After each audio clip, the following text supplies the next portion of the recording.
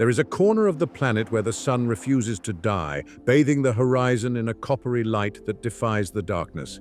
This is Burundi, not a tourist destination, but a territory that demands respect and survival.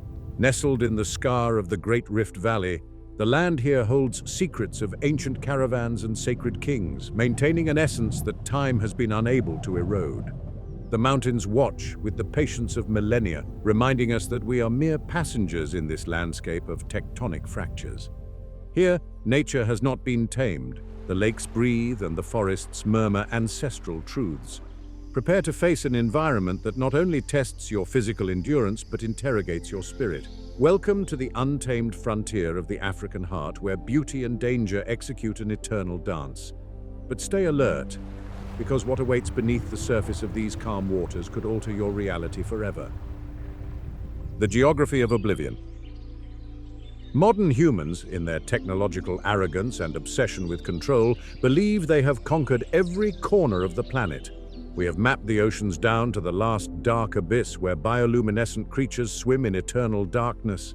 We have tamed jungles that once devoured entire expeditions with unknown fevers. We have raised cities of glass and steel that scrape the sky with an insolence that defies the ancient gods.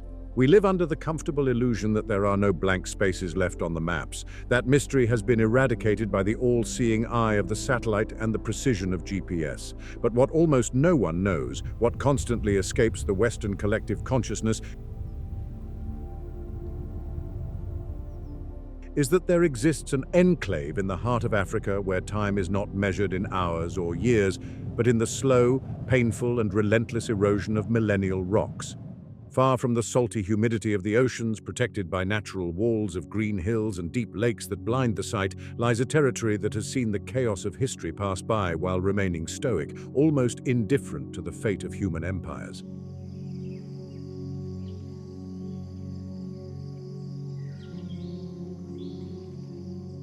Burundi is not simply a country delimited by arbitrary political lines, it is a geographic fortress designed by the Earth itself in a spasm of tectonic violence to defy man.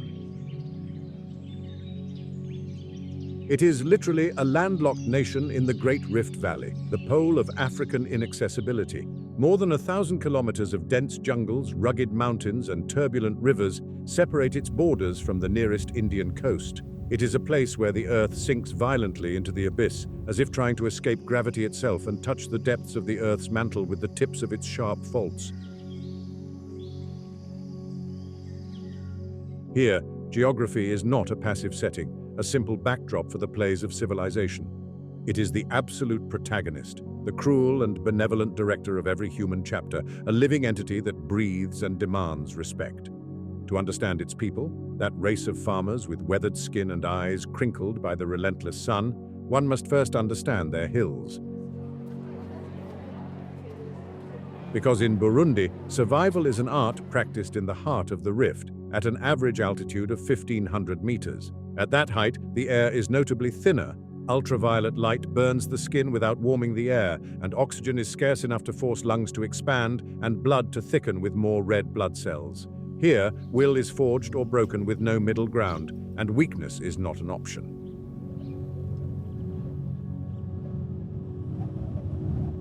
If we unfold the map of East Africa and observe it with clinical attention, we will see that Burundi appears as an impossible geological knot, a deep scar in the Earth's crust.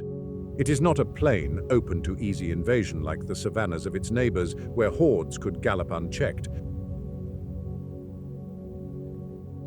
Nor is it a fertile and gentle valley like that of the Nile, designed for sedentary and peaceful agriculture.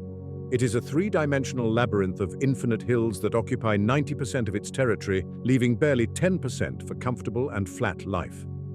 This physical reality has dictated a clear sentence since the beginning of time.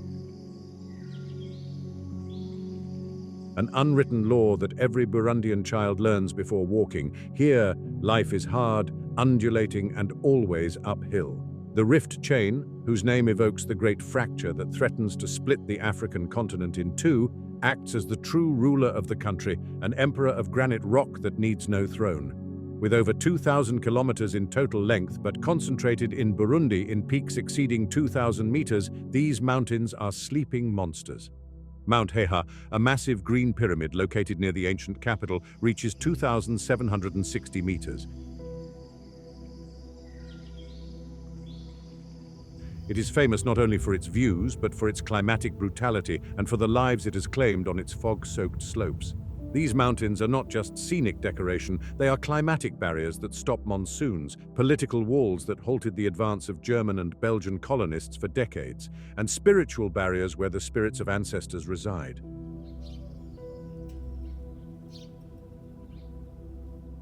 They divide the country into extreme microclimates where one can go from torrential rain to scorching sun in an hour's walk, functioning for centuries as the best defense system any king could ever buy. The things you can find if you venture into these mountain passes defy all modern logic.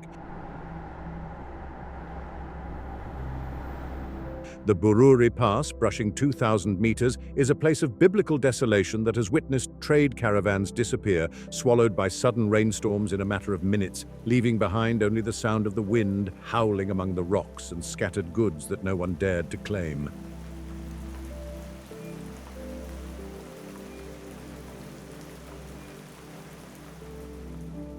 Alpine valleys like the Ruvubu seem like a fever dream, endless plateaus that transform in the wet season into carpets of a green so intense it hurts to look at, dotted with millions of wildflowers, red orchids that look like drops of fresh blood and white lilies, crossed by rivers of crystal clear water that come down directly from the thaw with a dull roar that sounds like the heartbeat of the planet itself.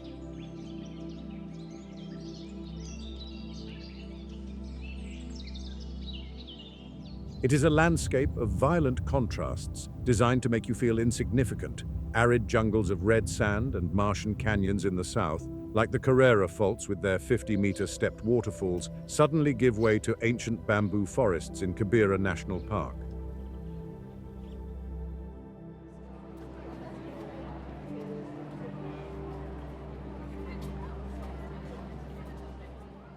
This is one of the largest natural forests in Central Africa, a vestige of the Pleistocene where trees have trunks so wide and twisted that it takes 5 men to embrace them, covered in moss that has been there since before the invention of writing.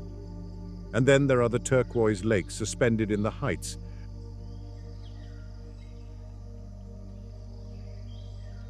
like Lake Ruihinda, known as the Lake of Birds, that look like broken mirrors of the sky, places where the water is so pure and icy that you can drink directly and feel it cleanse you inside, freezing your insides for an instant.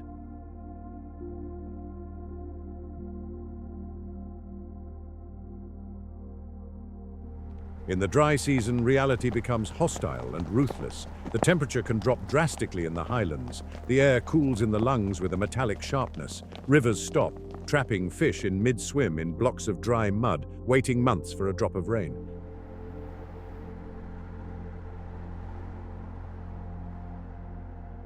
Predators come down from the mountains, hungry, their invisible presences stalking the valleys, and yet people live here.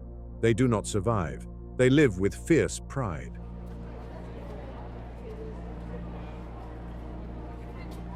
Because they have learned the secret language of the hills, a tongue that uses not words but atmospheric signals, knowing when the sky is going to close with leaden clouds, when the rain is going to blind the passes with deadly humidity, when to move fast and when to stay still and let the storm pass overhead.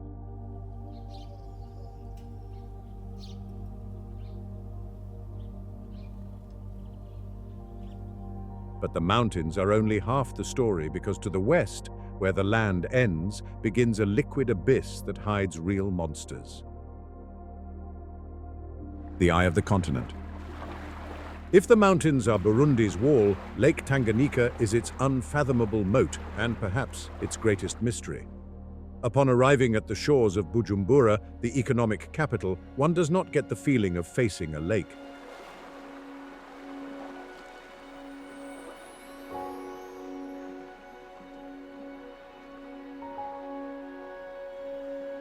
The human mind struggles to process the scale of what lies before it.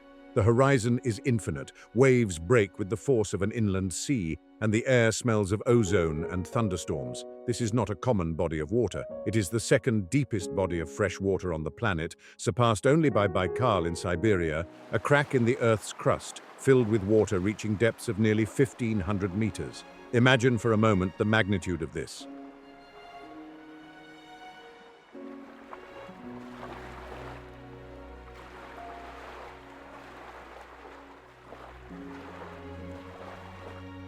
If you threw a stone into the center of the lake, it would take minutes to touch the bottom, descending through layers of absolute darkness where pressure would crush a conventional submarine.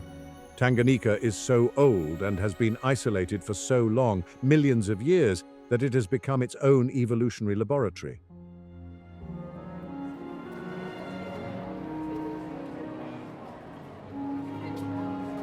98% of the cichlid species inhabiting its waters exist nowhere else in the universe.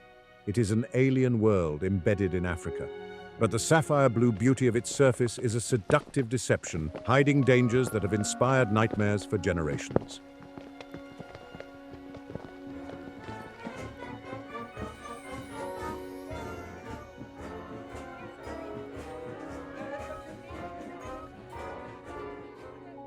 The white sand beaches near Saga Plage invite rest, but locals know the water belongs to other masters. Here dwells a living legend, a creature that has transcended biology to become myth, Gustav.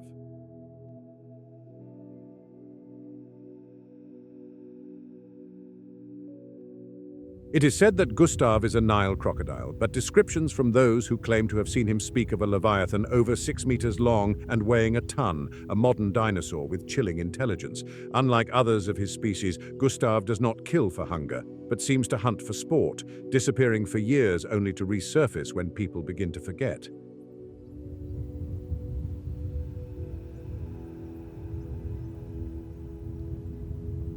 Although his current status is a mystery, his legend keeps fishermen alert, reminding them that in Tanganyika, human beings are not at the top of the food chain.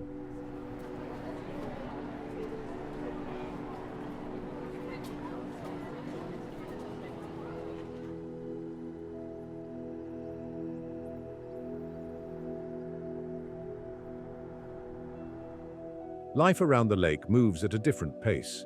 In the darkness of the night, if you observe from the hills of Vugizo, you will see thousands of lights flickering over the black water.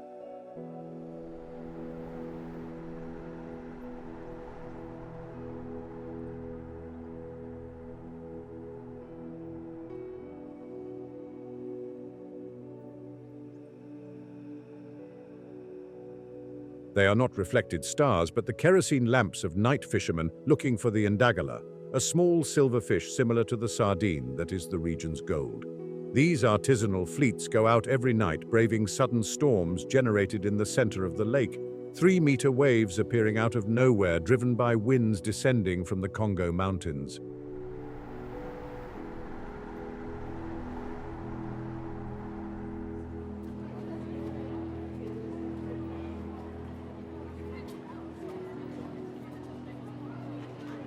It is high-risk work where the lake collects its tribute annually, but it is the only livelihood for thousands.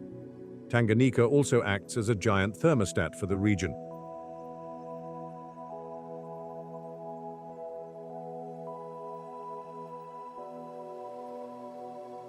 Creating a tropical microclimate that allows palm trees to grow just a few kilometers from the pine forests of the highlands.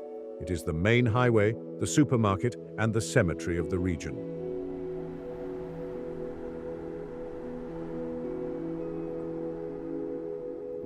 During the colonial era, the Germans tried to dominate this inland sea by launching the ship Graf von Goertzen, which incredibly still sails today under another name, a steel ghost of a forgotten war floating on African waters. But there is something more unsettling about this lake. Geologists know that the Rift Valley is opening.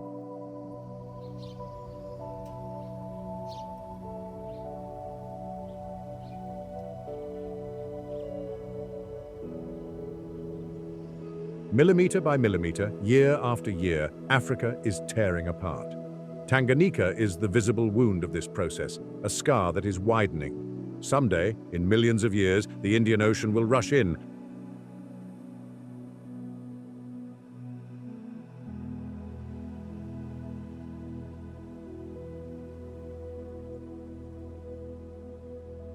flooding this valley and turning Burundi into an island or the bottom of the sea. Knowing this, living on the edge of an active planetary fracture gives existence here a temporary, urgent quality.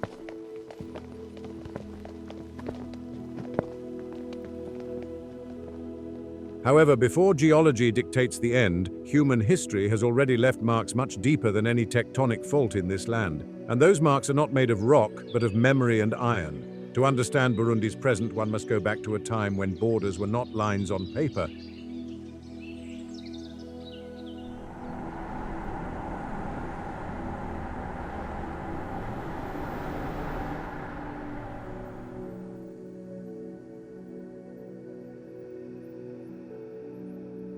But the reach of the sound of a royal drum. Long before European boots stepped on the red dust of Gitega, a sophisticated and complex kingdom existed here, a sacred monarchy that functioned uninterruptedly for centuries. The Mwami, the sacred kings, were not seen as simple rulers, but as the physical link between the spirit world and the fertile earth. The social structure was an intricate fabric, much more fluid than colonial historians wanted to admit later.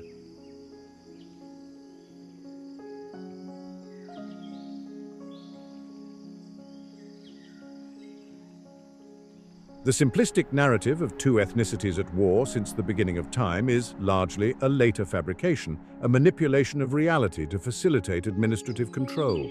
In the ancient kingdom, wealth was measured in cattle, and status could change. It was a highly organized agrarian society capable of feeding a dense population on difficult terrain. But this autonomy was destined to clash violently with Europe's imperial ambition.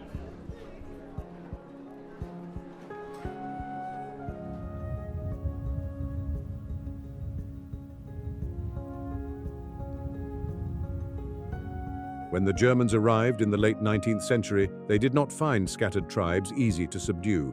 They found fierce resistance. King Mwezi Gisabo refused to accept foreign protection, forcing the invaders into a war of attrition. What followed was a cruel geopolitical chess game. After the German defeat in World War I, the Belgians took control under a League of Nations mandate.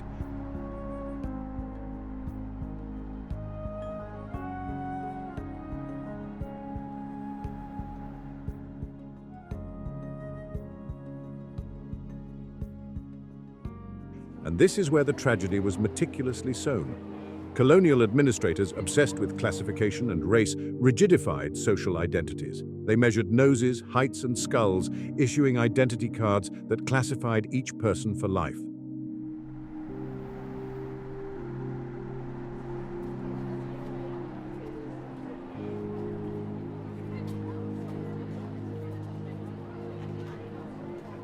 What were fluid social classes became immutable racial castes.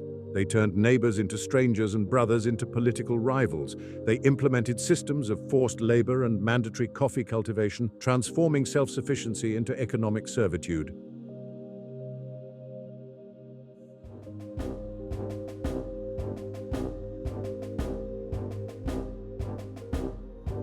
The scars of this social engineering are what bled decades later when independence arrived in the 60s, not as a liberation, but as a power vacuum that unleashed an existential struggle.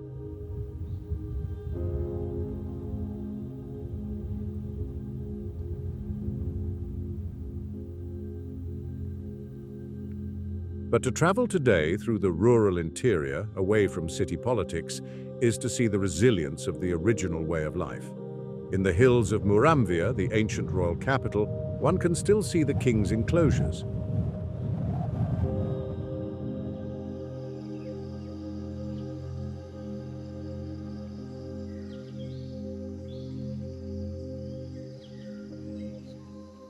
They are not stone palaces in the European style, but complex vegetal structures that integrate with the landscape, designed to be part of nature, not to dominate it.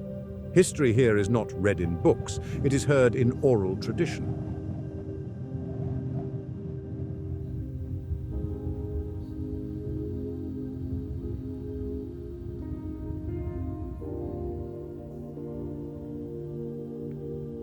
Elders, sitting under centuries-old ficus trees, tell stories of times when lions were messengers of kings and justice was dispensed under the open sky. However, the most powerful vestige of this lost kingdom is not a ruin or a monument, but a sound.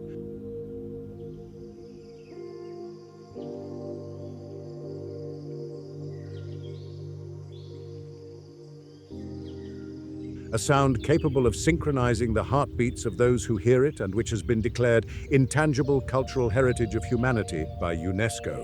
It is the heartbeat of the earth itself manifested through wood and animal skin. And to witness it is to understand that, despite all the pain, the spirit of Burundi remains intact and defiant.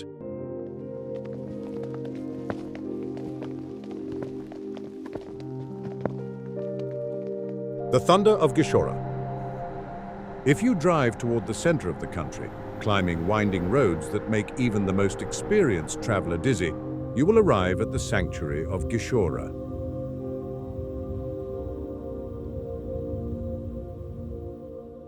It doesn't look like much from the outside, an enclosure atop a windy hill surrounded by crop fields. But this is the Vatican of Burundian culture. Here reside the royal drummers of Burundi, guardians of a tradition that is, in essence, a mystical ritual of cosmic connection.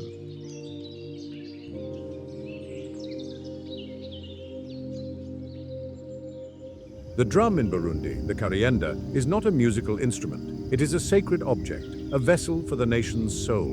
In the past, the drum was so sacred that only the king could dictate when it was played. It symbolized the woman's womb, the fertility of the earth, and the power of the state.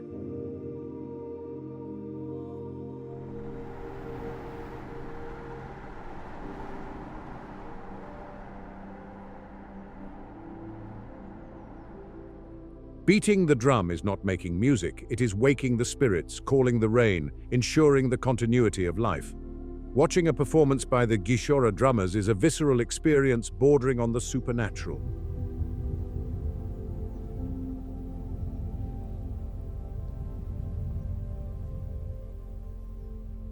They enter the enclosure with the drums, weighing up to 50 kilos, balancing them on their heads with a grace that defies physics. They wear the colors of the flag, green for hope, white for peace, and red for the blood spilled for independence.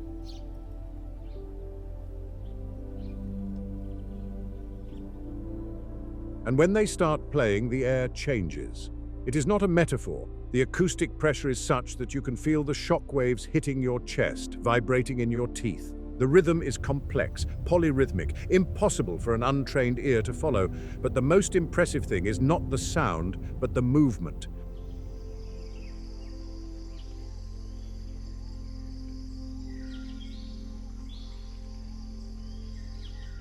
The drummers jump, spin, and kick the air while striking the taut skin with controlled violence. It is a warrior dance, a display of virility and strength, but also of pure and unbridled joy.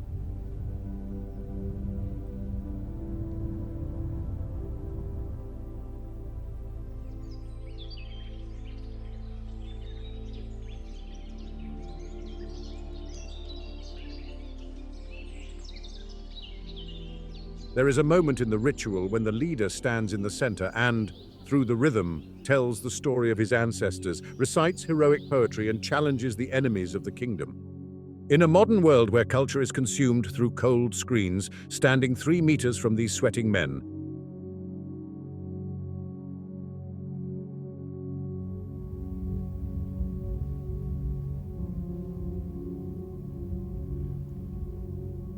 in a trance, beating ancient wood under the African sun, is a reminder of the raw power of the human experience. It is an act of cultural resistance.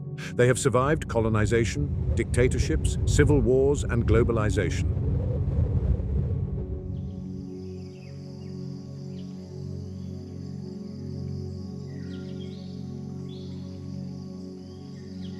The drums never stopped sounding, even in the darkest years. When the sound of gunshots filled the valleys, the rhythm of Gishora remained as a promise that Burundian identity could not be erased. Today, these drums sound at international festivals, but their home remains this hill.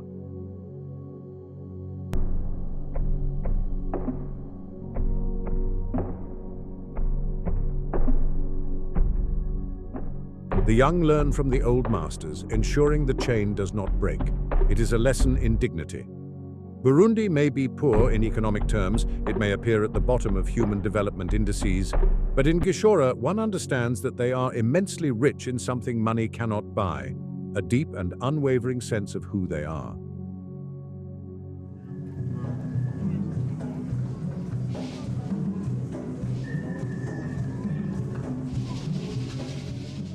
Leaving Gishora, with ears still ringing and heart racing, one looks at the landscape with new eyes. The hills no longer seem like barriers, but fortresses. The lake is not just water, it is memory. And the people walking along the roadside, carrying impossible weights on their heads with stoic elegance, are no longer victims of history, but its most tenacious survivors.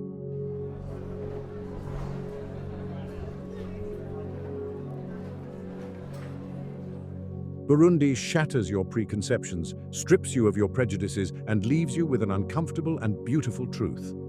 Life, in its purest form, is a constant struggle, and there is a terrible beauty in that struggle that the modern world has forgotten.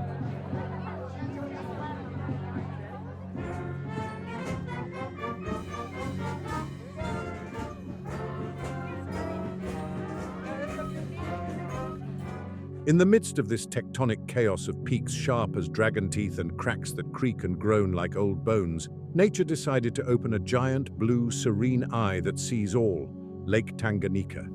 It is impossible to speak of the history, culture, or deep soul of this region without pausing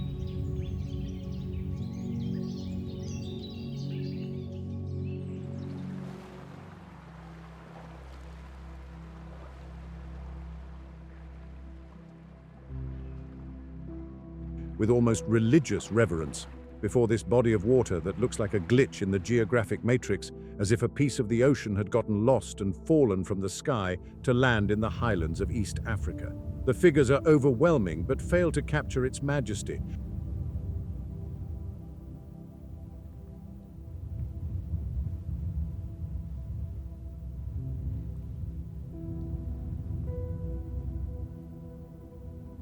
At 676 kilometers long and 50 wide, Tanganyika is the longest freshwater lake in the world and the second deepest, after Baikal, and the second largest African lake after Victoria. It is a miniature sea held by snowy mountains.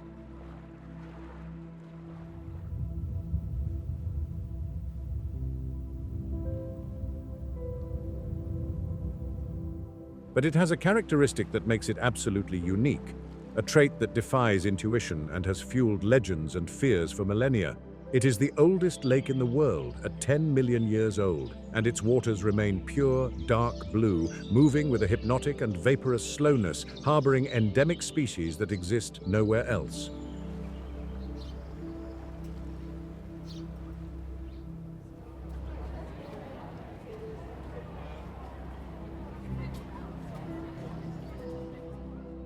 Modern science, with its need to disenchant the world, explains this miracle with cold data.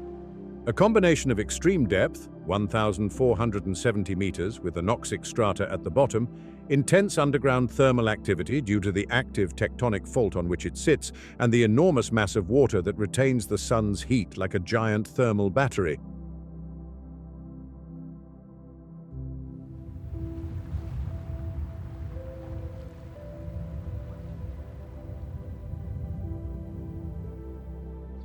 But ancient Burundians who looked at the lake with a mixture of love and terror had another explanation.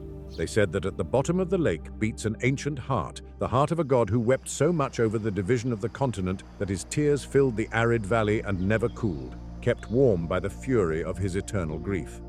According to local legend, the lake was created by spirits to separate peoples, but also to unite them in its mystery.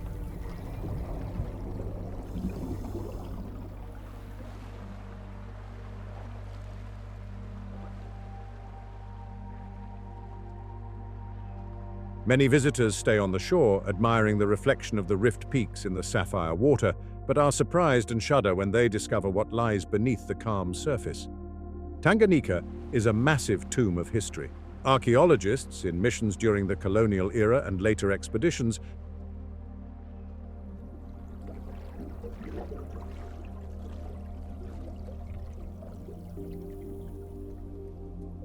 have found remains of submerged civilizations that force us to rewrite history books. Perfectly carved stone tools, intact ceramics, spearheads, and iron weapons from 2,000 years ago.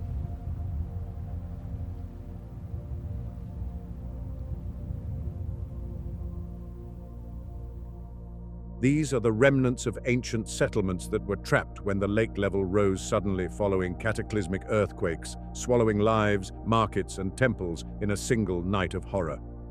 It is said, and the circumstantial evidence is disturbing, that Tanganyika holds dark secrets of African trade routes.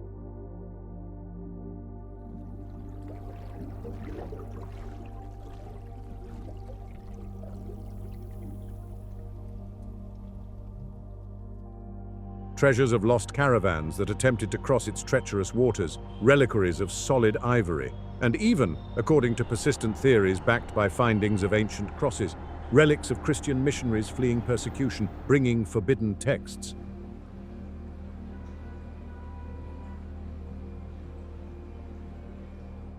The lake is a hermetic archive, protecting its contents with tons of pressure and darkness. Each year, new expeditions with side-scan sonar discover new structures, new geometric shapes in the bottom mud.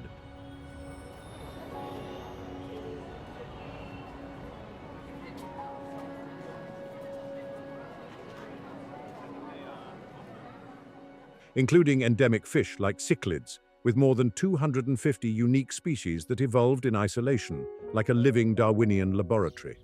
In medieval times, the shores of Tanganyika were a sacred and cosmopolitan refuge.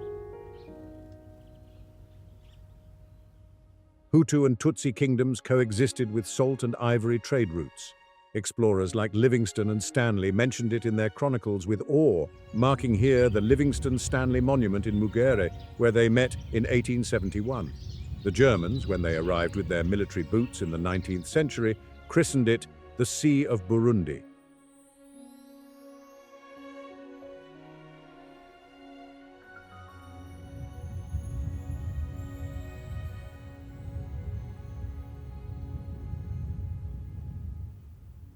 And it was not poetic exaggeration. This lake functions as a giant thermostat, creating its own microclimate that softens winters on its banks to the point of allowing palms, bananas, and mango orchards where anywhere else at this latitude there would only be frozen tundra and dead grass.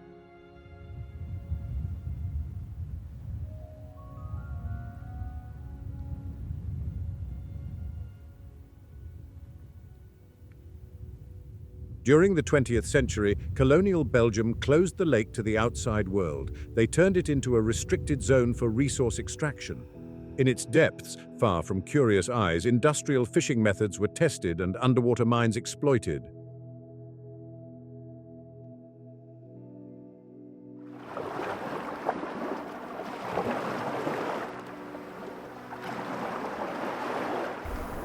Locals still tell stories of strange lights emerging from the water at night, of metallic noises making the ground vibrate, and of animals appearing dead on the shore with no apparent cause, perhaps due to the presence of Gustav, the legendary man-eater crocodile that has claimed over 300 human lives.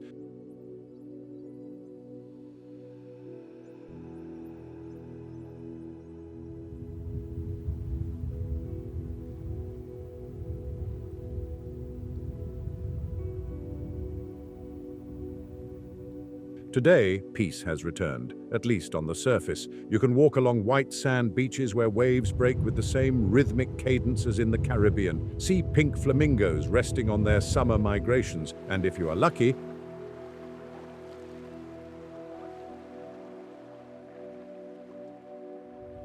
encounter fishermen coming down with their wooden canoes to drink that brackish water that does not freeze their lips. The lake is so deep, up to 1,470 meters, an unfathomable chasm, that it has not yet revealed even a fraction of its secrets.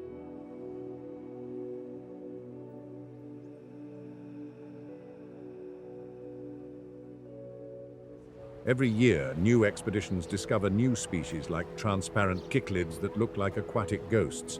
But the elders of the riverside villages warn tourists who laugh too loudly or enter the water without respect. They squint at the blue horizon and murmur an uncomfortable truth.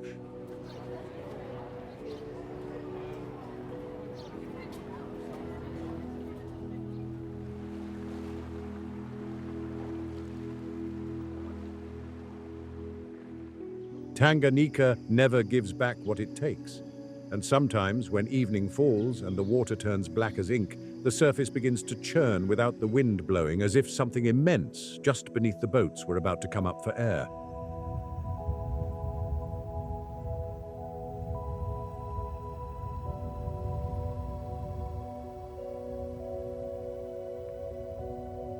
But what truly lurks beneath those deep waves? What ancestral legends will awaken if you dare to venture further?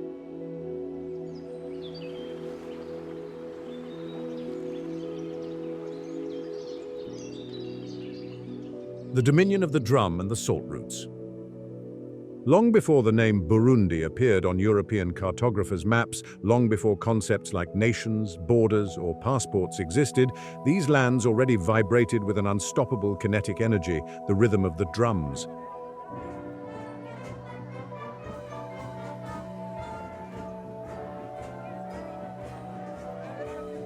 The hills of East Africa were not simply a place of passage.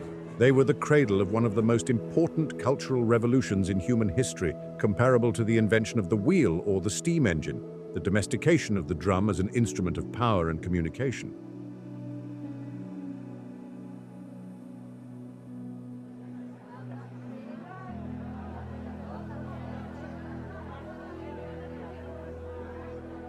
It happened here on the vast plains east of the Rift over 2,000 years ago, probably in the culture of the ancient kingdoms. It was the moment when the human being ceased to be a silent terrestrial creature to become a bearer of rhythms.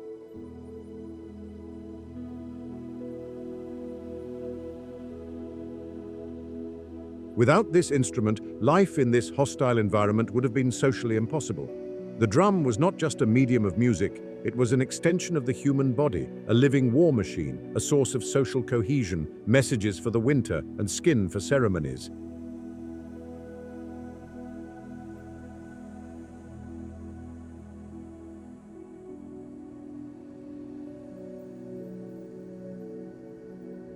It was status, religion, currency, and the only faithful companion in the solitude of the hill. The symbiosis was total. Children learned to play before walking.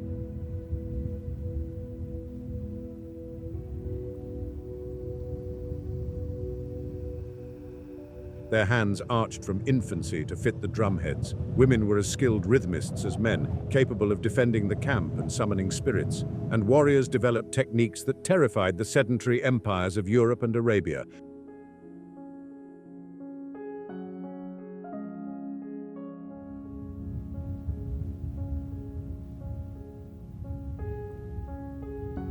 They could transmit messages with lethal precision across kilometers, turning backward on the hill, the famous call of the drum, while their rhythms resonated at 100 beats per minute over uneven terrain. Early historical records tell us of the Hutu and Tutsi.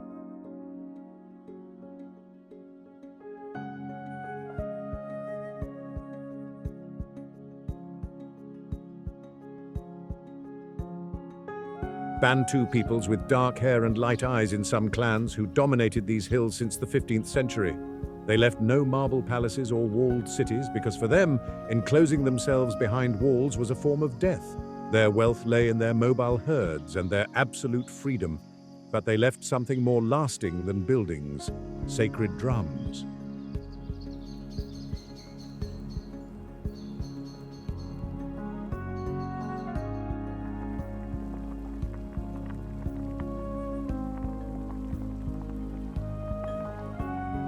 In sacred places like Gishora, on the outskirts of Gitega, or in the remote Carrera Valley, which means waterfall, and is only accessible in the dry season, thousands of black wooden drums are marked with the spiritual history of these peoples.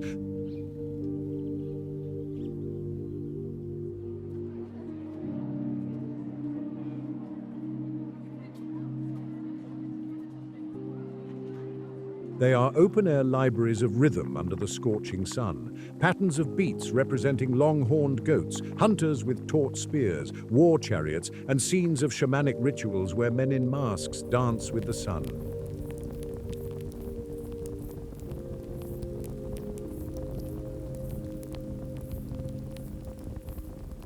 These rhythms are the mute testimony of a culture that read the sky and stars with the same ease with which we read a phone screen. They are messages in a wooden bottle thrown into the future. Then the tide of history brought the kingdoms of Burundi with their Mwami kings like Ntare Wurst in the 17th century.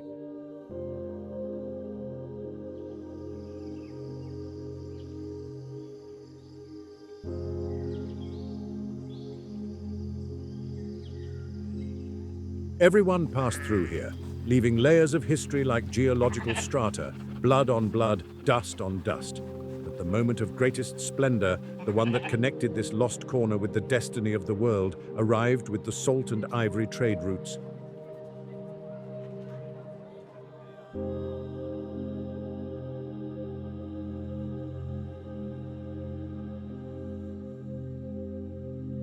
Despite its hilly isolation, or perhaps due to the safety offered by its controlled passes, this territory became a vital, obligatory corridor.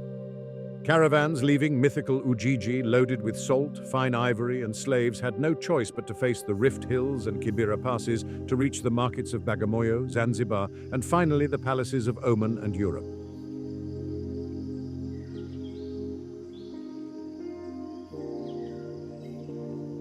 Burundian valleys became the arteries through which the blood of African trade circulated.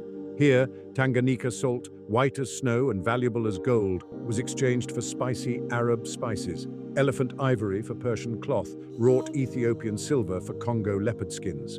Places like Gitega, a dark adobe caravanserai from the 18th century, half buried in the hill at 1,700 meters, were oases of life amidst the howling void.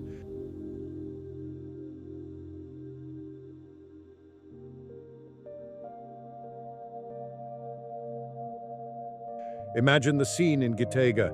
It is night. Outside roars a rainstorm that would kill a man in minutes. Inside the thick adobe walls, lit by palm oil lamps that smoke and smell rancid, merchants from 10 different nations gather. They speak in a mixture of Kirundi, Swahili, Arabic, and Bantu. Donkeys, exhausted, kneel in the inner courtyards.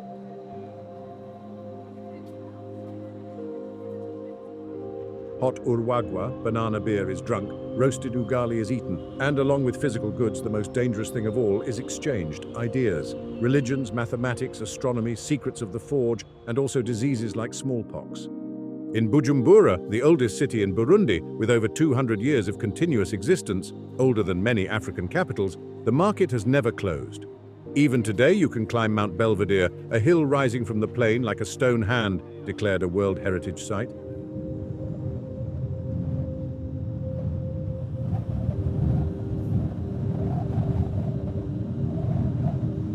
There you can touch rocks polished by millions of hands and knees of pilgrims, see petroglyphs showing kings praying, or enter narrow caves where shamans and later Islamic saints sought enlightenment in total darkness. Here, animism, Islam, Christianity, and Tutsi beliefs met and clashed in a tense but fertile coexistence that seems impossible today.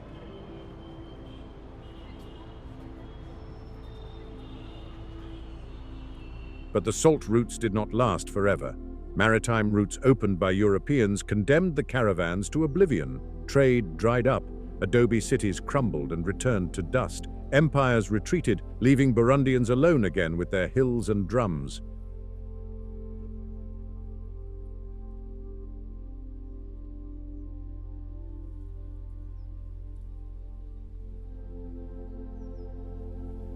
However, in the 19th century, a new shadow began to lengthen from the north, a shadow larger and more systematic than any previous kingdom. German surveyors appeared on the horizon with their theodolites and rifles, drawing straight lines on maps that understood nothing of clans. The colonial great game had begun, and with it, the end of ancient freedom.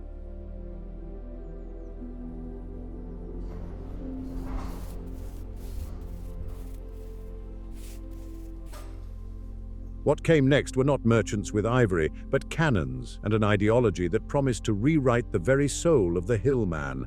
And the sound of those approaching cannons resonated like distant thunder, announcing a storm from which no one could hide.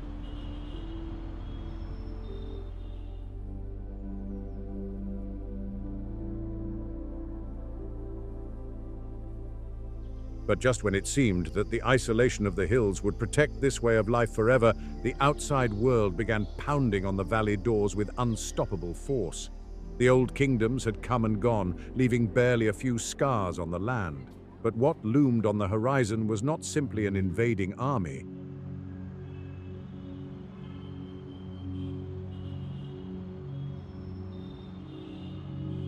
It was an ideology, a force that not only wanted to conquer territory but rewrite the very mind of its inhabitants. The hills, which had always been impenetrable walls, could not stop what was about to happen.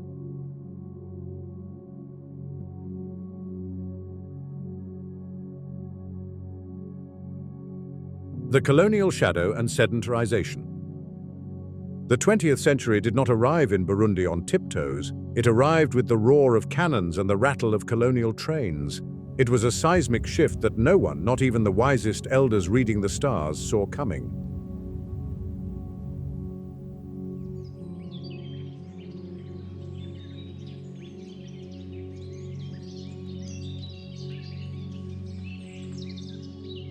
In 1890, following the collapse of the Old Order and the rise of German colonialism and Belgium after World War I, European troops began ascending toward these highlands. They were not just soldiers, they were carriers of a new secular gospel promising modernity and progress, but demanding total submission to a centralized system.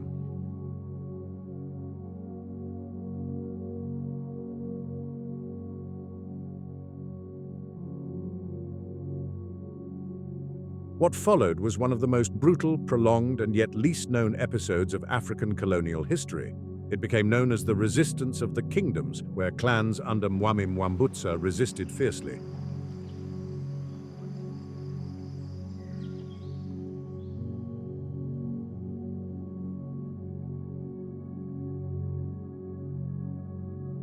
This term, used disparagingly by colonists to label them bandits, was adopted with pride by local guerrillas.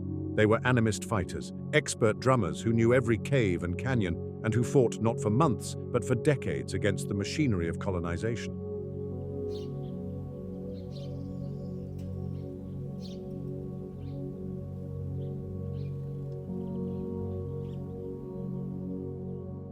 It was a shadow war in the Green Hills, where the modern technology of the Belgian army constantly clashed against the ancient tactics of African guerrilla warfare. For the new administrators sending orders from Brussels, the nomadic lifestyle of some clans represented everything the New World had to leave behind.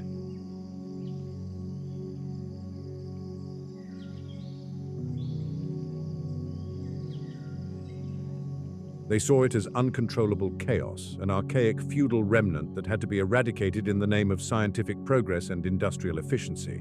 A nomad who moves cannot be controlled, cannot be censused, and most importantly for the state, cannot be taxed easily.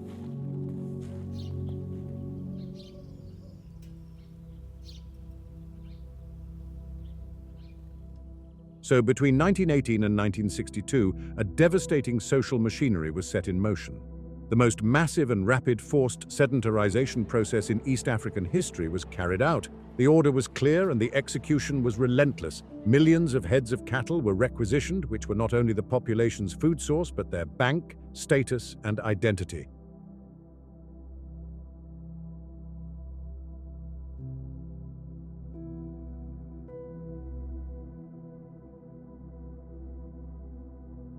Transhumance routes used for thousands of years, invisible paths traced by the memory of generations, were closed and blocked by artificial borders. Herders were urged, and in the vast majority of cases forced under threat of violence, to abandon their huts.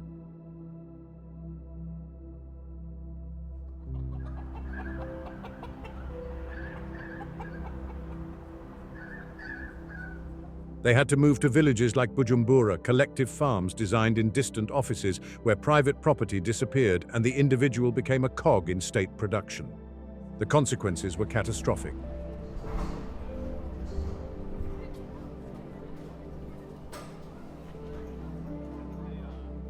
Thousands perished in induced famines, like in the 30s, when colonial policies destroyed the traditional economy. Hutu and Tutsi clans, divided by the policy of divide and conquer, rebelled in the north, using old spears against Belgian mustard gas. The resistance was epic. Leaders like Prince Rwagasore proclaimed independence in 1962, defeating administrators in battles like those of 1959. But colonial power was overwhelming. They bombed villages, poisoned wells, and forced mass migrations. In cities like Gitega and Bujumbura, colonization brought a double reality.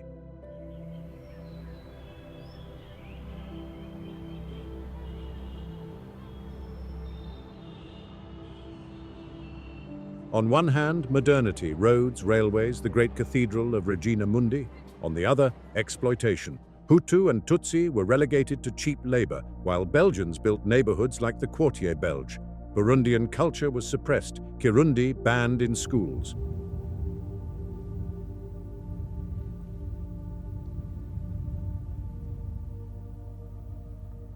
But in the shadows of the markets, resistance simmered. Drummers and nationalists like Rwagasore plotted in secret, inspired by the independence of other peoples. Independence arrived in 1962 after massive protests and bloody negotiations.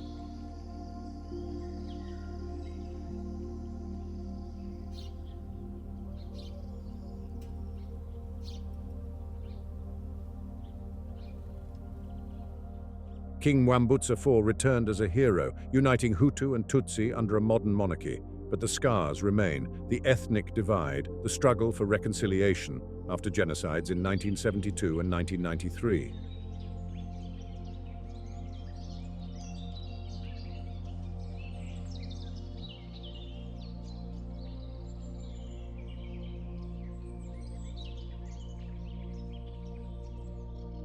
Today, Burundi is a mosaic of traditions. Urwagwa symbolizes hospitality, but beneath the surface, ethnic tensions simmer. However, in the depths of colonial ruins like the Palais du Roi in Gitega, it is whispered that the Belgian shadow has not entirely disappeared.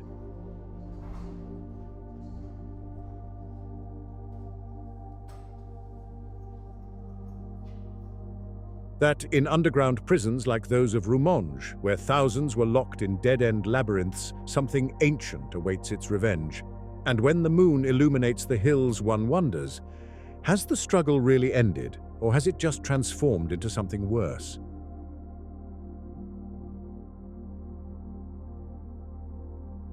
Feasts of the Soul and the Kitchen of the Gods.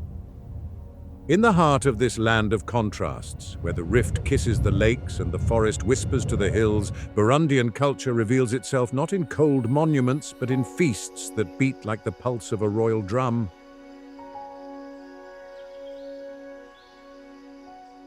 Traditions are not dusty relics. They are the fire keeping alive the soul of a people who have absorbed Bantu, Nilotic, Arab, European, and Congolese influences, weaving them into a vibrant tapestry that defies time.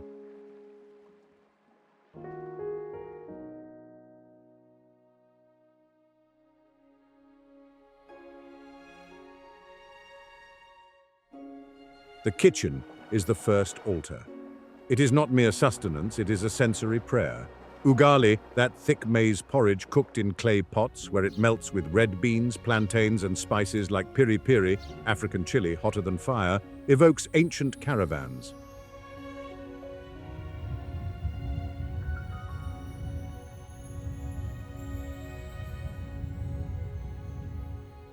It cooks for hours over embers, releasing aromas that invade markets like a spell. Brochette, roasted goat meat with onions and tomatoes, is eaten on Sundays, family day, with right hands in tribal communion.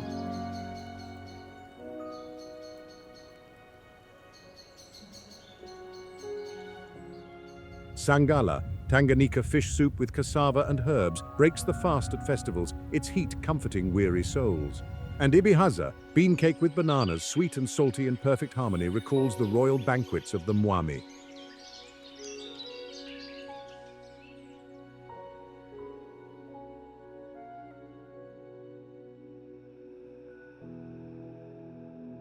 But the true magic is in Urwagwa.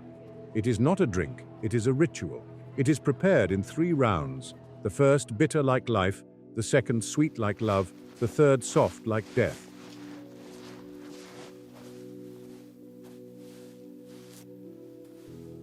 It is filtered from high above to create foam, a symbol of hospitality. To refuse it is an offense. To accept it, entry into a world of confidences.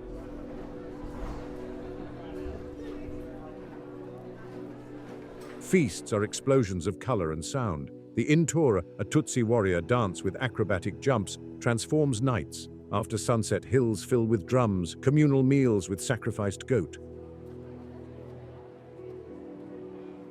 Umuganuro, the harvest festival in July, marks the end with massive prayers and dances. Gusaba, the traditional wedding, evokes ancestral unions. Families negotiate with drums, sharing urwagwa with the poor, in an act of piety uniting communities.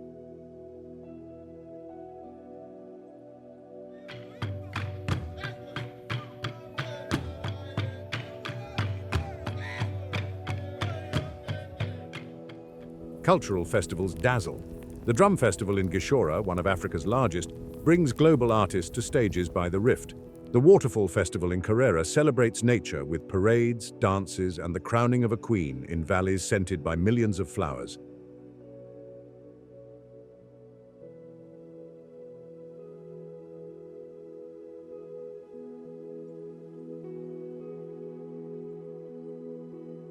The Gitega Cultural Festival fuses African rhythms with Sufi, hypnotic trance under the moon where percussion and flutes invoke spirits. The Peace Festival in Bujumbura brings world music to ancient Medinas, uniting ethnicities in harmony.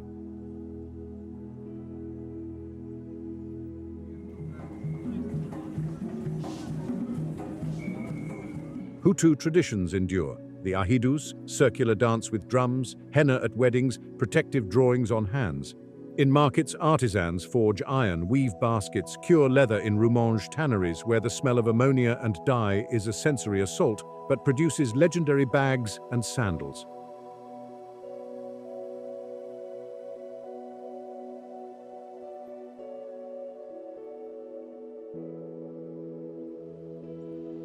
However, in the shadows of these celebrations, mysteries lurk. Legends of spirits inhabiting waterfalls and ruins are told in hushed voices during parties. Are they just tales or real guardians of ethnic secrets? And when the music stops, one wonders what spirits dance in the dark, waiting to be invoked.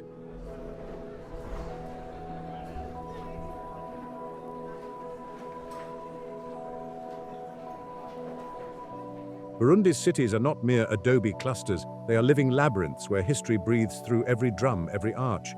Bujumbura, the economic one, founded in 1899 by Germans, is ordered chaos.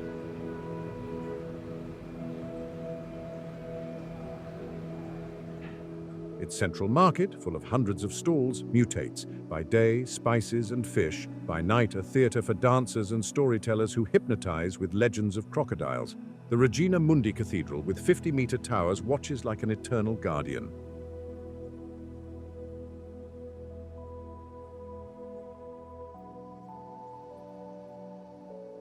Gitega, the political one with its Medina of cobbled streets, is an enigma.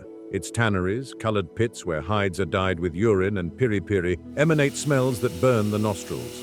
The National Museum, with intricate carvings, was a center of royal knowledge, but underground caves and passages hide lost treasures of the Mwami.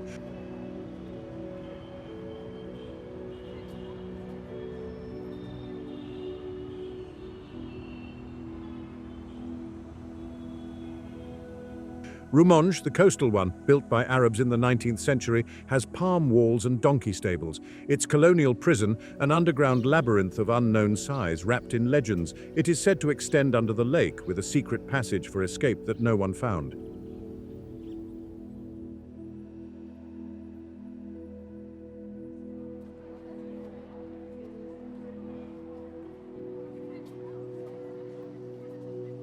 Thousands of prisoners, according to chronicles, perished there. Ngozi, the northern one, mixes modern and ancient.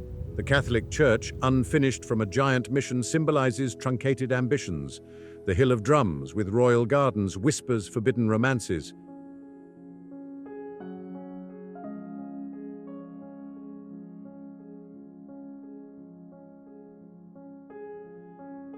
Muyinga, the border one, with the mosque on the hill, is a colossus. Its 30-meter minaret, the highest in the north, projects calls to prayer. But its cornices hide stories of smuggling. Kirundo, the blue one, painted to repel mosquitoes or by refugees, is a cobalt dream in the plains. Its Ruhinda lakes hide caves with petroglyphs.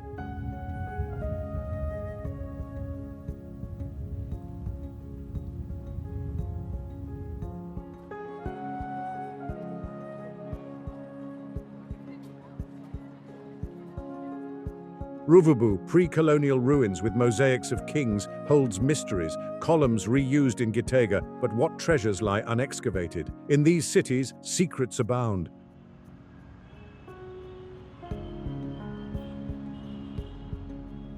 Palaces with hidden hammams where kings plotted, markets with false doors for escapes, but at night, when drum calls cease, one feels presences. What ghosts of fallen kingdoms walk these halls, ready to reveal forgotten truths?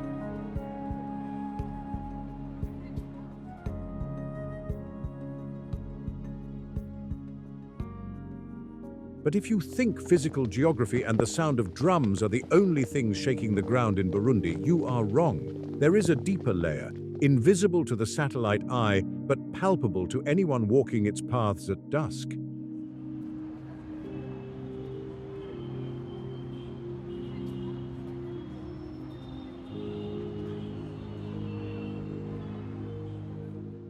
It is a stratum made of stories refusing to die, of legends coming to life when fog descends, and mysteries having no scientific explanation. Just when you think you understand this country, Burundi shows you its shadow. And in that shadow, things dwell that defy reason.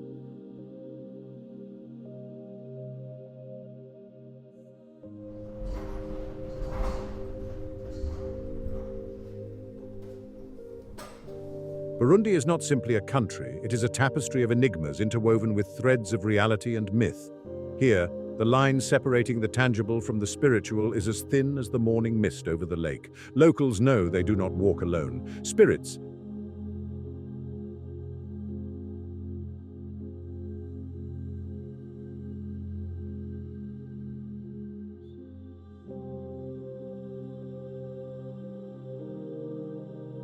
a syncretic mix of ancestral animist guardians and imported traditions, inhabit ruins of ancient fortifications and the roar of waterfalls.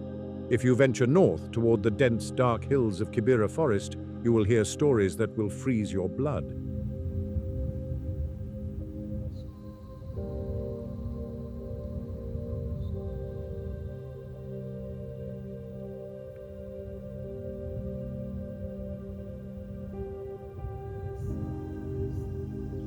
There is talk of entire cities that existed centuries ago and were buried under earth and vegetation as divine punishment for the arrogance of their rulers.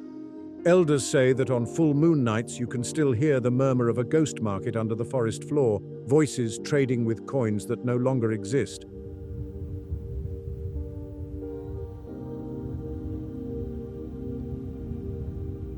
But terror also has more tangible forms.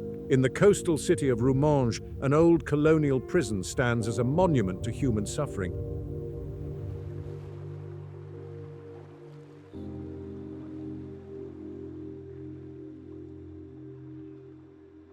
The walls of this place have absorbed decades of despair, and local legends feed myths of impossible escapes and prisoners who, after being locked in isolation cells, vanished into thin air, leaving their chains locked and intact on the stone floor.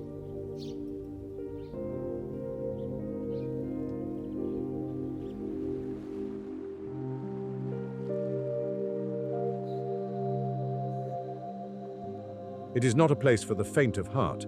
The atmosphere is heavy, charged with the static electricity of unresolved history. However, not everything is darkness. Kibera Forest is also a source of life and positive mysticism.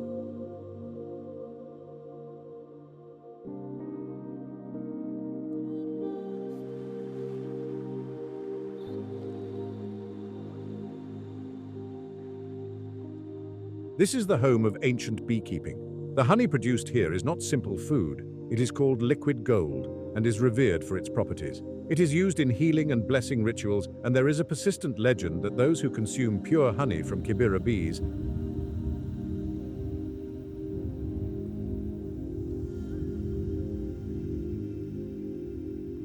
fed on flowers growing only deep in the virgin jungle gain magical longevity, living beyond 100 years with the mental clarity of a youth.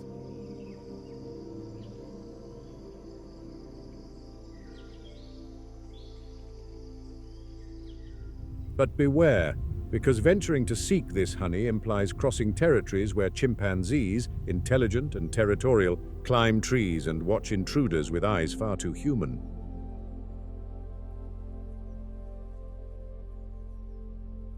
If you turn your gaze toward the immense Lake Tanganyika, you will encounter phenomena science struggles to explain. Fishermen, seasoned men not easily scared, speak of phantom caravans.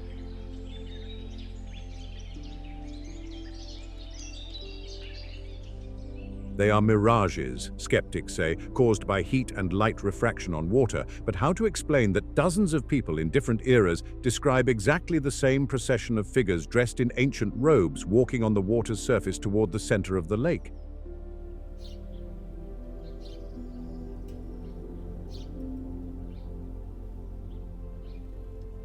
Further inland, near Rutana, the earth opens at the Fault of the Germans, a spectacular viewpoint over the Kumoso Valley. But it is the nearby Nyakazu cave that holds the real secret. It is said this was the resting place of a mythological hero, a giant who could mold geography with his hands.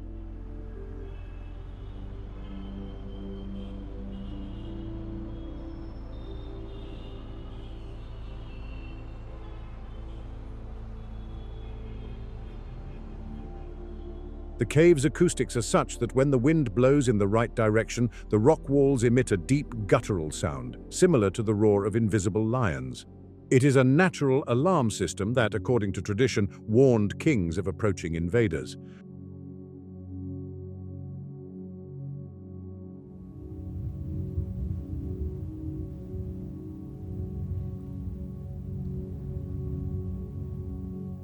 Tutsi shamanic traditions add another layer of complexity to this mystical landscape. This is not folklore for tourists. These are living practices. Protective tattoos, geometric patterns hidden under clothes, and amulets made from herbs and small bones are used to protect against the evil eye and envy.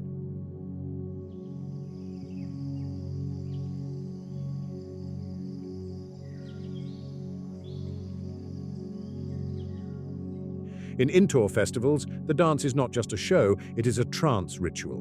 Dancers, with their vegetable fiber manes imitating the lions, spin until reaching an altered state of consciousness where they claim they can purge evil spirits from the community. And then there is the final mystery in Gitega.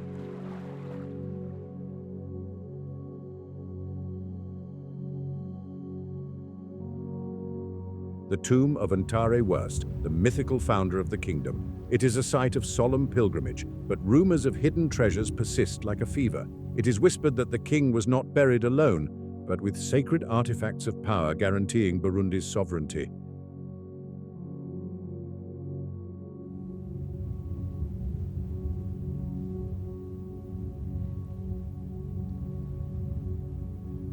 Treasure hunters have tried to find the exact location of these objects, but legend says the land itself defends them, confusing maps and hiding paths from those moved by greed. These mysteries are the pulse of a land hiding more than it reveals.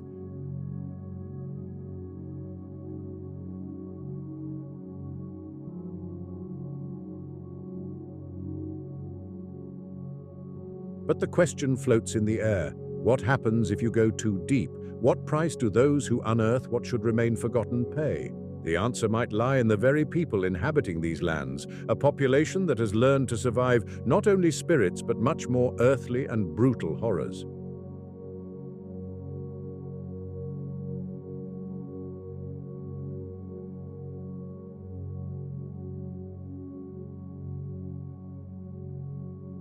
Hutu-Tutsi culture and its eternal resistance. To the outside observer, influenced by decades of tragic news, the words Hutu and Tutsi evoke division.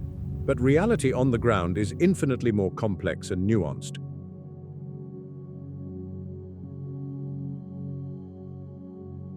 Both groups, along with the TWA, form the Banyarwanda of Burundi, the indigenous heart of the nation.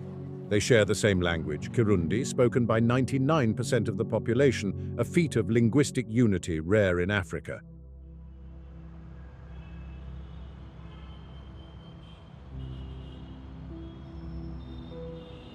They share the same religions, the same hills, and the same customs since the 15th century. They have resisted together raids by Arab slave traders, the brutality of German colonization, and Belgian bureaucratic administration.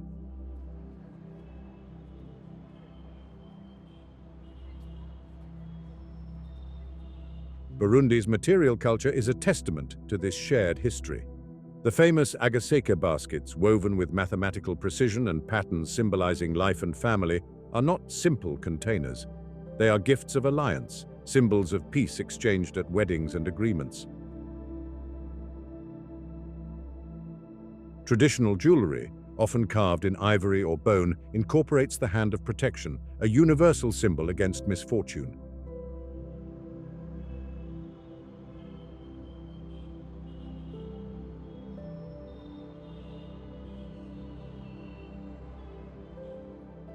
And music is the connecting thread. Circular dances at celebrations distinguish no ethnicities, but celebrate the continuity of life.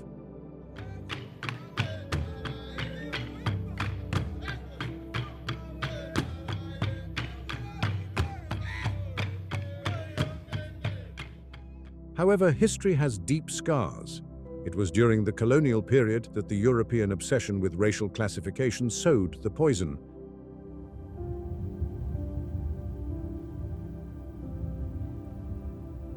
Belgian administrators, armed with tape measures and pseudo-scientific theories, implemented the infamous ethnic code of 1930. They measured noses, heights, and skulls to rigidly classify a population that until then had fluid social mobility based on livestock wealth.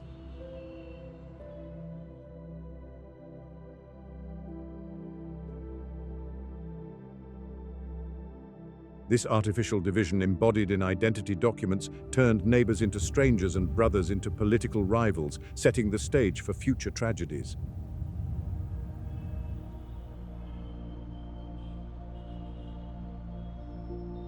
The post-independence period saw these seeds of hatred germinate with violence.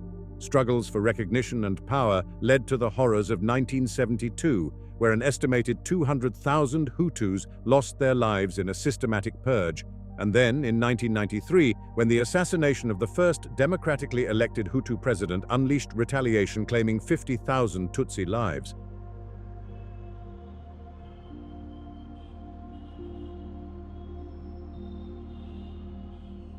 These figures are not statistics. They are holes in families, silences at dinner tables, and ghosts in villages.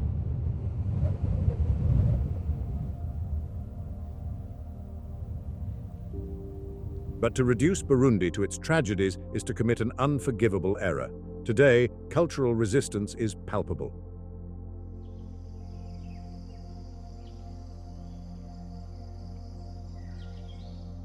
Festivals like Umuganuro, the sorghum planting feast that historically united the king with peasants, are being revitalized as symbols of national unity. In remote villages like those in Bururi province, if you arrive with respect, you will find disarming hospitality.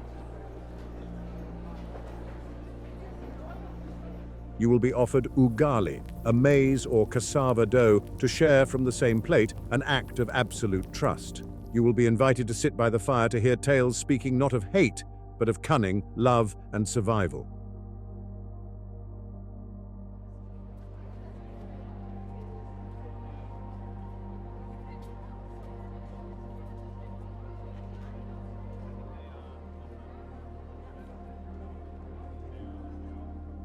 However, a new threat looms over this ancestral culture: modernity and rapid urbanization.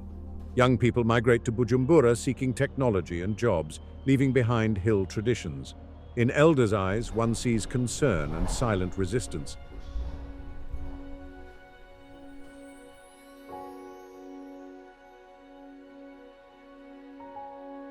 They know they survived spears and bullets, but will they survive the oblivion caused by smartphones and globalization? Will their identity dissolve like mist in the Rift Valley when the sun rises?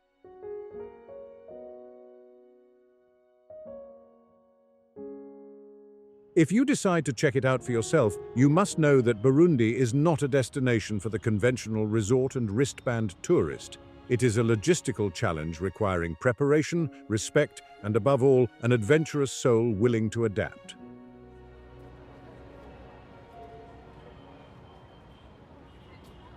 Entering Burundi is accepting a tacit contract with unpredictability. To survive and enjoy this experience, there are unwritten rules you must engrave in your mind. The first and most important is respect. Here, greeting is a sacred ritual. A simple hello is not enough. You must stop, look in the eyes, and ask, "Amakuru, how is the news?"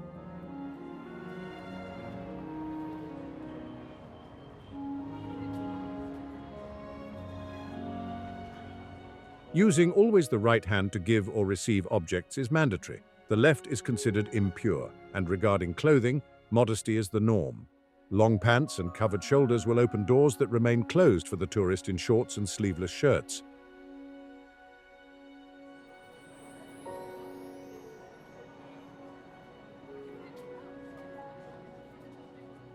Travel logistics are an adventure in themselves. The best time to visit is during the long dry season, June to August, when dirt roads are passable and malaria risk decreases slightly, though never disappears.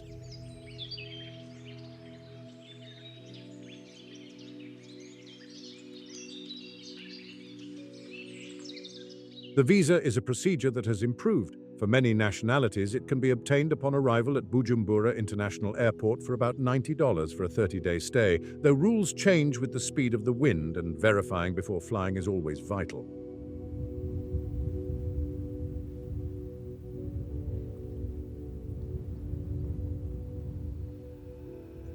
Transport is the country's circulatory system, and sometimes that system has clots.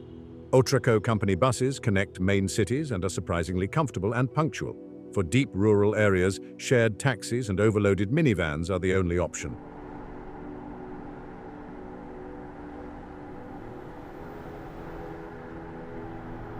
Be prepared to share your seat with sacks of charcoal, live chickens, and curious children.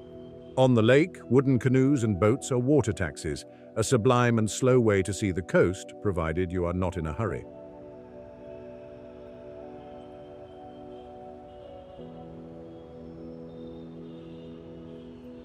For the traveler seeking adrenaline, Burundi offers raw experiences. Trekking Mount Heiha is demanding but rewards with views spanning the whole country.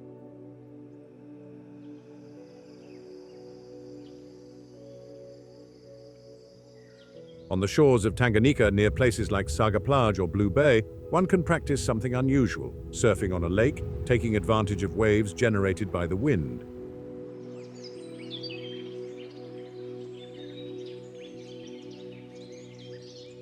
Renting a quad to tour the hills allows access to forgotten villages, and taking percussion classes at the Gishora Sanctuary is not just learning music, it is intense physical training.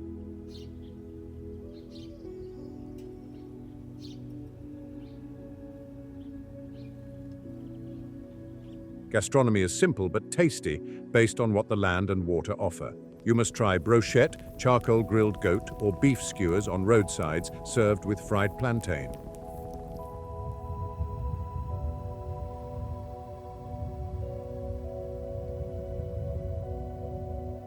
Ibihaza, a bean stew with pumpkin, is farmer's fuel. And from the lake, mukeke and ndagala are essential delicacies. To drink, nothing beats urwagwa, traditional banana beer, or a cold primus or amstel, which in Burundi are almost a social currency.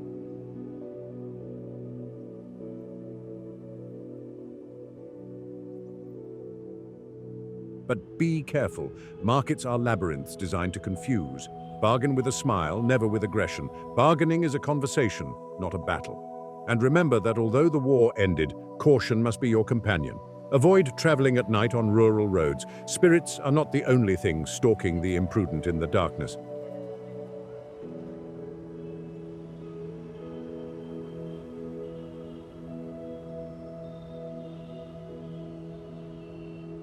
Burundi transforms the visitor. You stop being a tourist to become a pilgrim of reality. But the question is, are you ready for what this trip will awaken inside you? Because once you see the raw beauty of these hills, it is impossible to unsee it.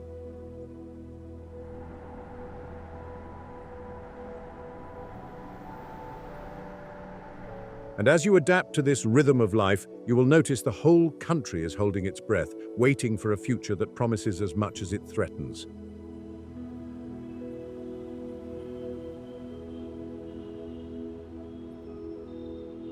Burundi finds itself at an existential crossroads. Looking forward, the country tries to shake off the dust of the past and embrace a future of development.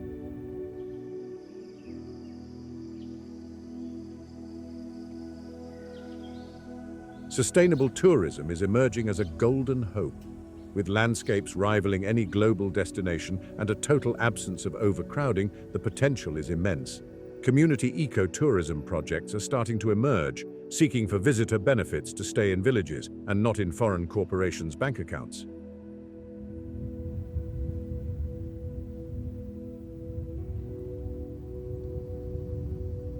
Energy is another battlefield. Large hydroelectric dams on the Ruvubu River and Tanganyika tributaries are symbols of this new era. Electricity is slowly reaching areas that have lived in darkness since the beginning of time, bringing internet, digital education, and new business opportunities.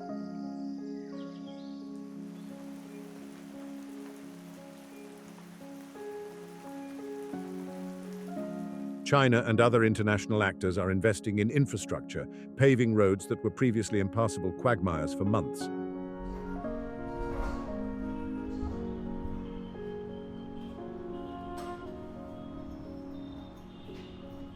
But challenges are titanic, modern monsters threatening to devour progress. Climate change hits hard. Droughts are longer, rains more violent, eroding fertile soil on which 90% of the population depends.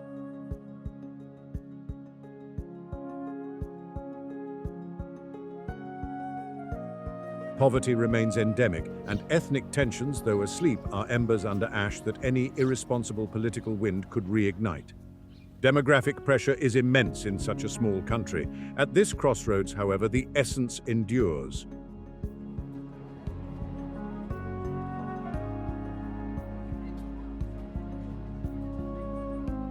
Burundian hospitality is an infinite renewable resource conquering the hearts of those who visit. There is dignity in the daily struggle to improve, and optimism defying statistics.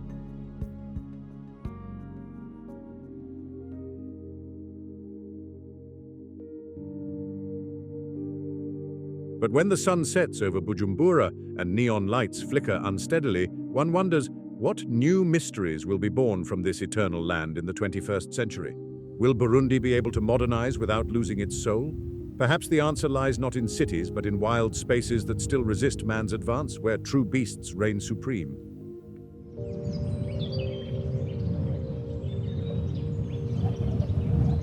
The Guardians of the Forest.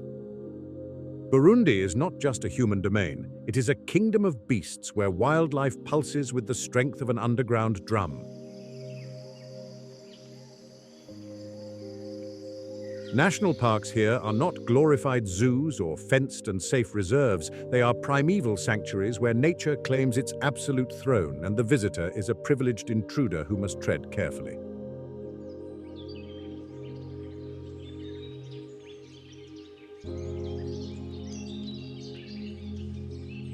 Rusizi National Park to the west is a 500-hectare swampy delta where the Rusizi River pours its brown waters into the crystalline blue of Tanganyika.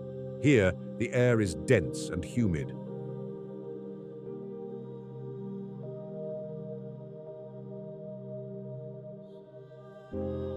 Hippos emerge from turbid water like living submarines, snorting columns of water, their open mouths revealing ivory teeth like daggers capable of splitting a canoe in two. They are river architects, creating channels with their massive bodies.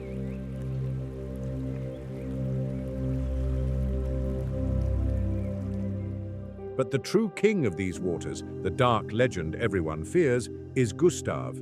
It is said this Nile crocodile, over 6 meters long and nearly a ton, has devoured hundreds of people over decades.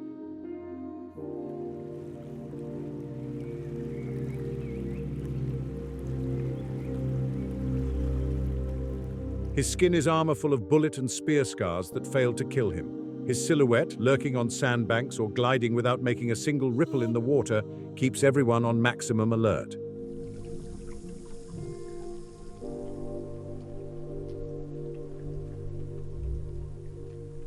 Guided walks take you near sandbanks, where Sitatunga antelopes, adapted to water, jump among reeds and migratory birds paint the sky with colors, but always with one eye watching the water's surface.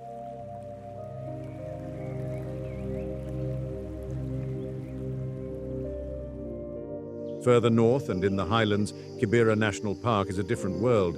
It is a 40,000-hectare montane rainforest, a green and dripping labyrinth that is the continuation of Nyungwe Forest in Rwanda. Here, chimpanzees are lords of the canopy. Their screams, a mix of laughter and howl, resonate in valleys, communicating positions and warnings.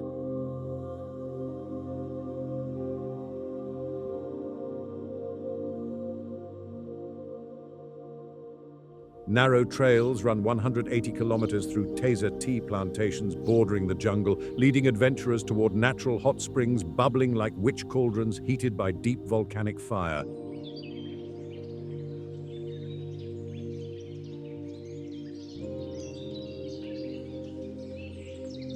Baboons guard park entrances like aggressive sentinels, and black and white colobus monkeys leap among branches like acrobatic shadows. Night expeditions, only for the bravest and always with armed rangers, reveal pairs of glowing eyes in the dark, genets, civets, stealthy leopards, and perhaps, according to hopeful rumors, the last forest elephants surviving in the deep.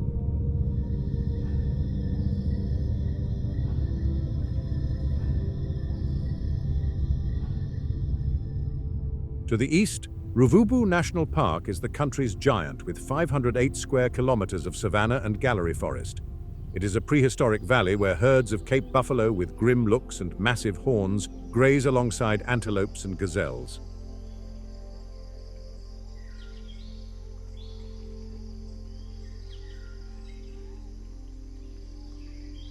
Strategically placed observation towers allow viewing the spectacle of wildlife without interfering. Herds crossing the Ruvubu River, crocodiles patiently waiting for a prey's mistake.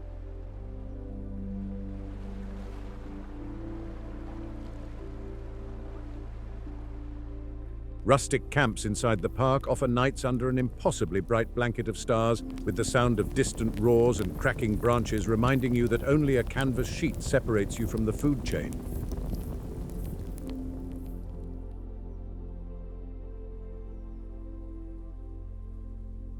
Ruhinda Lake Reserve, known as the Lake of Birds, is an ornithological paradise. Thousands of grey-crowned cranes with their golden crowns perform courtship dances in swamps, while clouds of pink flamingos filter the water.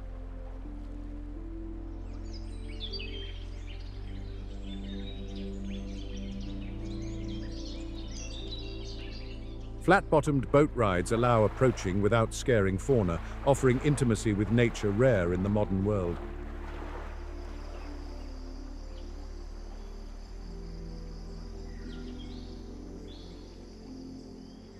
And we cannot forget Carrera Waterfalls, a spectacle of water falling 50 meters in a series of natural pools surrounded by rare orchids and giant ferns, where nearby thermal baths offer healing properties according to locals.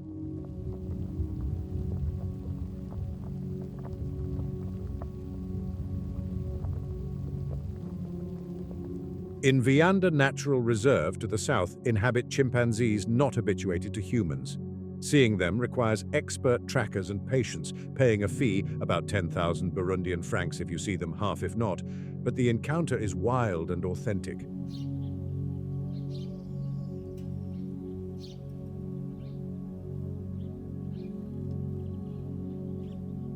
The forest whispers with the presence of vervet monkeys and venomous snakes.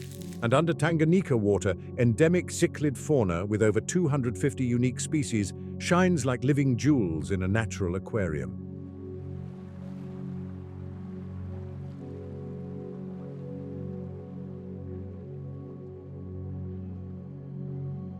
But in the darkness of these sanctuaries, local legends speak of guardians who are not animals.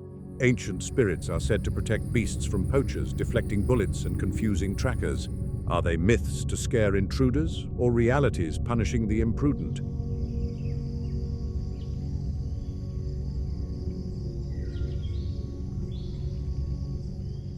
And when a roar breaks the absolute silence of the African night, one cannot help but wonder who is watching whom in this wild dance. The answer lies buried in the past, in times when kings not only ruled men but made pacts with nature itself.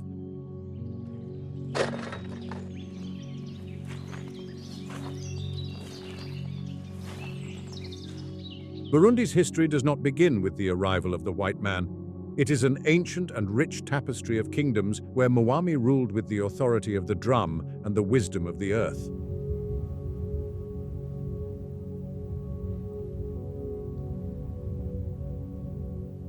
Since the 15th century, the kingdom of Burundi flourished, consolidating under legendary leaders like Ntarerum Rushatsi, who unified scattered clans and forged a warrior and proud nation.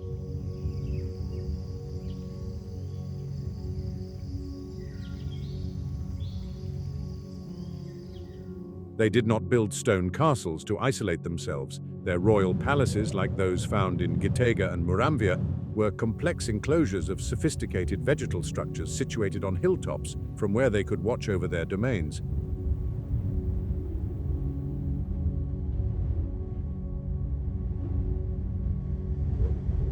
The Mwami was a divine figure. It was believed his physical health was directly linked to the kingdom's prosperity. He controlled rains, ensured fertility of cattle and fields. Royal ceremonies, accompanied by the thunder of sacred Karienda drums, were not mere political acts, but cosmic rituals to maintain the universe's balance.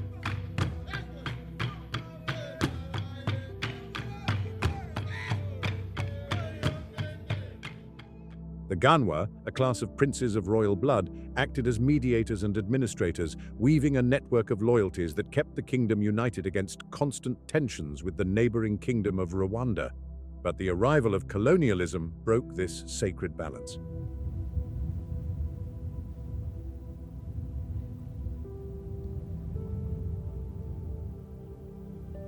First Germans in 1890, followed by Belgians in 1916, tried to subdue the monarchy. King Mwezi Gisabo fought fiercely, but was finally forced to accept foreign presence. However, the royal institution survived, adapting and resisting. King Mwambutsa IV governed during a critical transition period, trying to maintain unity while colonial forces played divide and conquer.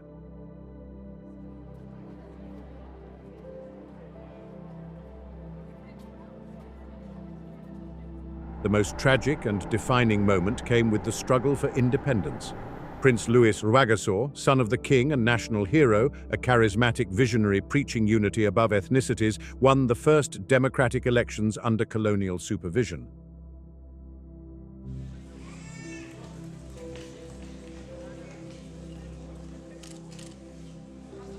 His victory promised a bright and united future for Burundi.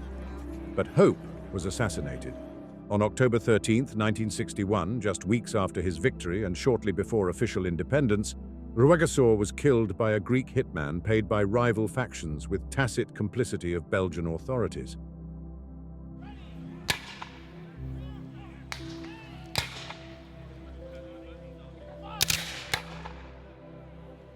His death left a catastrophic power vacuum, an open wound that never fully healed and precipitated the country into chaos.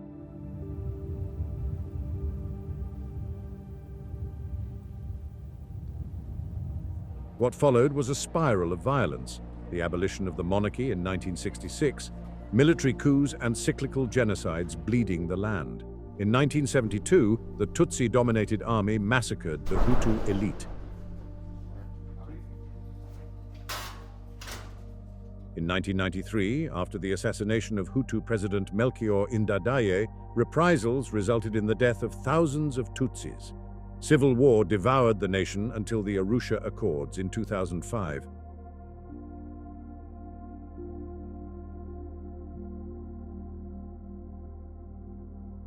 Today, although the monarchy has been politically abolished, royal heritage lives in the heart of culture.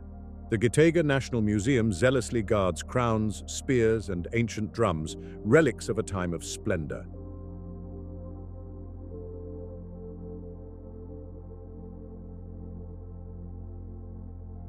In vegetation-covered ruins near ancient royal capitals, whispers still circulate about hidden treasures, riches of the Mwami buried to protect them from invaders.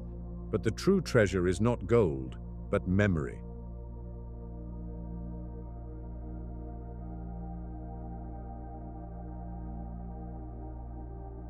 Burundi is a survivor. It has seen empires fall and borders change, but its hills remain. At the end of this journey, one is left with the feeling that history here is not linear but circular.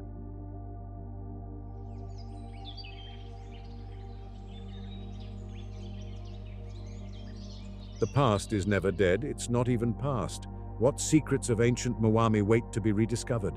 Will the past awaken to judge the present? While the sun finally sinks behind the Congo mountains and Tanganyika dyes purple and black, the only certainty is that Burundi will remain there, eternal, mysterious and defiant, waiting for the next brave traveler willing to listen to its whispers.